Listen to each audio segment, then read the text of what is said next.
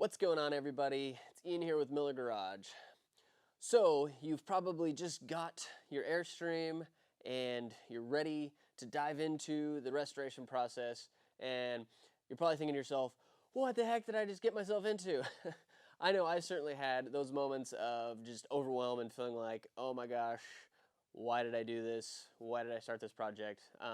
But I, just want to say that it is a big project. It's a lot of work. Whatever you're doing, whether it's an Airstream or any kind of project like this, any sort of DIY thing, it's obviously something that's a lot of work. And so it's good to have resources that can help you, with that project, help you, what other people have already done and learned, to be able to glean from them and figure out, how you can do it better. And so today I want to share some of the tools that were instrumental in the first project that I did, as well as moving forward.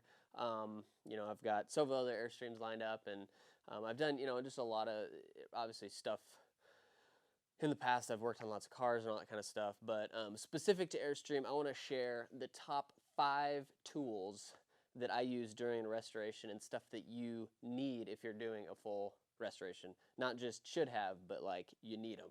So let's dive in.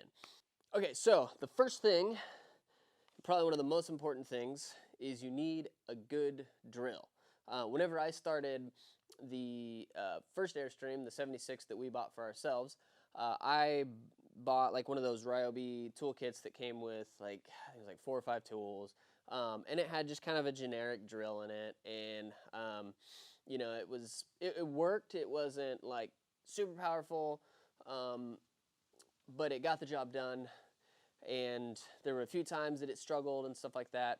But once I got working on the second one, that's whenever it just started to really show its quality. And not to say that like Ryobi's bad, obviously I got more of their tools, but it was just a lower end one. And so I would recommend you get go ahead, and especially, if you're going to use a drill ever again in life, or if you don't have one, or even if you have one, you may want to get something that's a little bit better. But I would recommend doing something that's, a little bit more expensive. Spend the extra money. It's going to get used a ton on one of these projects. This is a brushless one, and it sounds cool because it's brushless.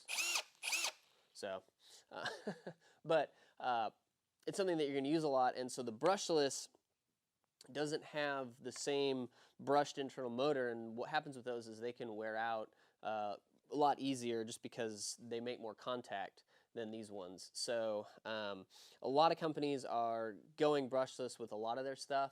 I think that in the future pretty much everything is going to go this direction, just because it's more powerful and it lasts longer. And so ironically, companies don't necessarily want their products to last longer, but still they find that balance of making stuff that lasts long enough to where you're not going to get upset, but that they still can have more sales in the future. So whole different topic. But I'm really liking the Ryobi stuff. A lot of the tools that I have are Ryobi. I've started to also get some Milwaukee stuff. Back whenever I was a technician, I used pretty much like almost exclusively Snap-on. Which, if you know anything about tools, Snap-on is it's definitely the most expensive. I wouldn't say it's the best in every way, because some of their stuff is just, you can get stuff that's half the price that works just as good, if not better. And I feel like some of their cordless tools are kind of that way. I've seen a lot of mixed reviews, because I looked into the Snap-on drill and stuff, and they're like $500. I had one way back when, and honestly I don't know what happened to it. I think I sold it or something. Long story there, but it was like $500, and I'm just not sure that with that it's worth it. Especially because they don't have the lifetime warranty. Their hand tools do, but not their cordless. So I've been really happy with the Ryobi, and this thing works great. This is the hammer drill driver, so this has drill, like a drive mode, and then also like a hammer drill, so that's for like masonry and stuff like that, where it actually hammers while it's drilling. So definitely something you need to get. Yes. Also, I was going to say there are links for all of the tools that we're talking about today down below. If you use my links, that helps me out. So really appreciate that whenever you do any shopping for stuff. If you come back and reference the description and use those links there, because that just helps support the channel, helps support my family, and we really appreciate it. So next thing. So once you've drilled out all of the rivets, you're going to eventually have to put them back in. And so you're going to need a good rivet gun. There are, obviously, there's pneumatic, well, let's start. There's hand riveters, so that's the ones that you have to manually do with your hand. And if you're just doing a couple rivets, that's not a big deal, but whenever you're like putting skins all in and just doing an immense amount of riveting, it's going to just weigh your hands out very quickly. So I would recommend getting either a pneumatic or an electric rivet gun. I have a pneumatic one as well, and it works pretty good. The pluses are, I honestly think it's got a little bit more power to it, and it's faster as far as the action, which can help sometimes.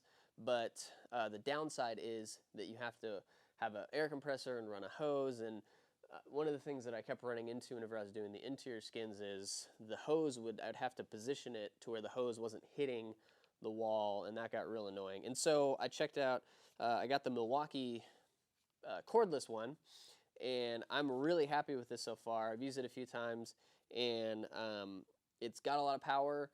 The battery, I haven't had to like recharge it yet. I mean, I haven't done a ton, but I'm assuming it's going to last a really long time. It's a compact battery, and it seems to be quite a high quality tool. It's heavy, which is good because that means it's quality for the most part.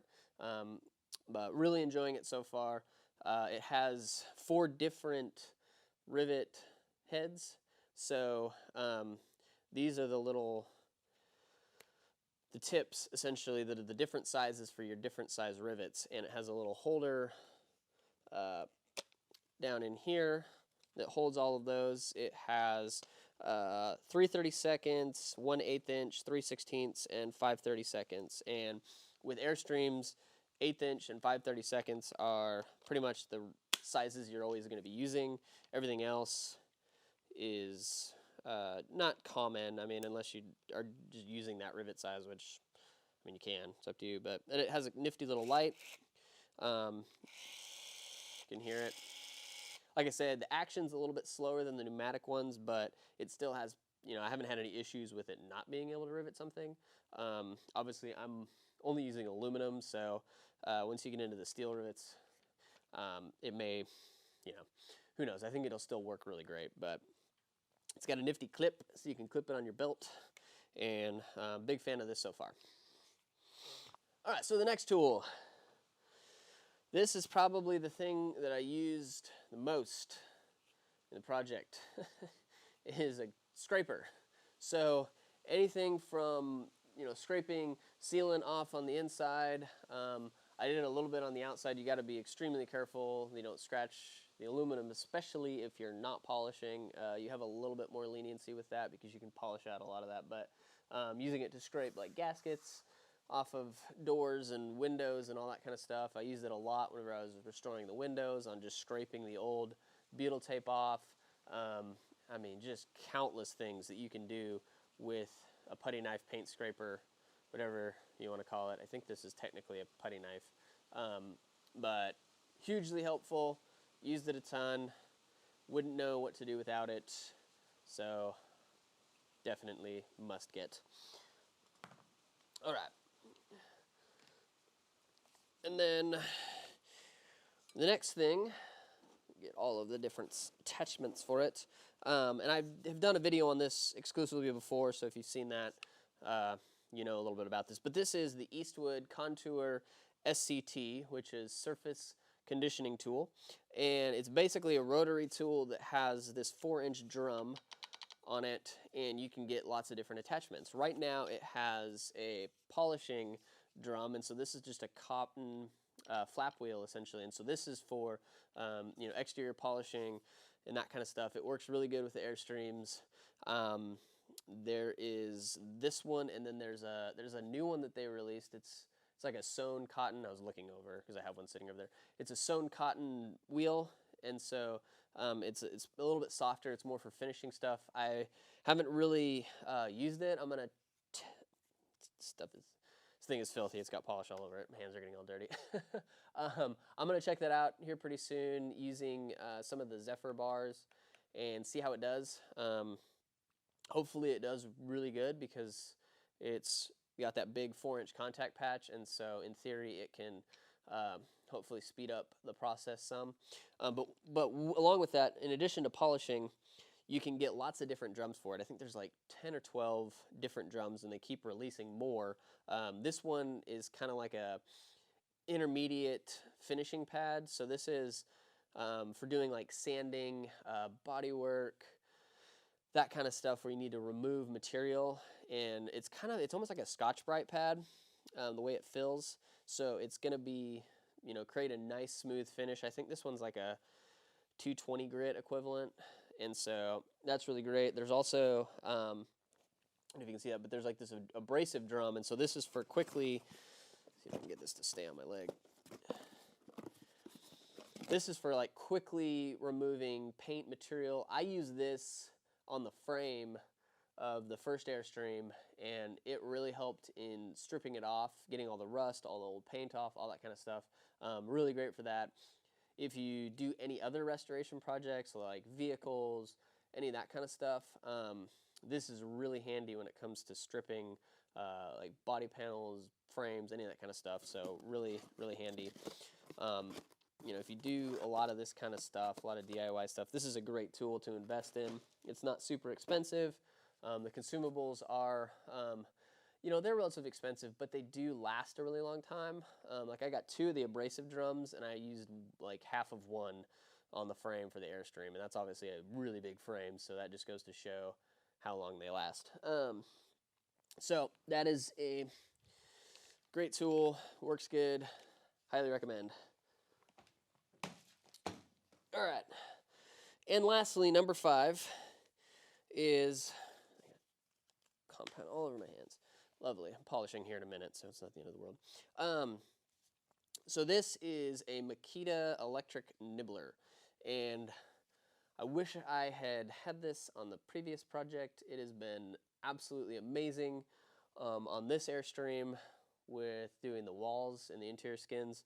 It is, it's for sheet metal work, and so essentially it has this spot right here where this pin in here goes up and down, and it just nibbles away, hence the name, at the sheet metal. And so it's really great for cutting out, you know, more intricate or curved parts of the sheet metal, just for straight cuts, like a shear, or obviously if you have access to like a brake shear, that can be really good because that'll give you like a perfectly straight. The electric shears you can get really straight with, but obviously you have to be very, very precise. But this thing works really good. It is a little bit pricey, but if you're doing, you know, like a full interior skin replacement where you need to cut out the windows and all that stuff, like this is an absolute lifesaver.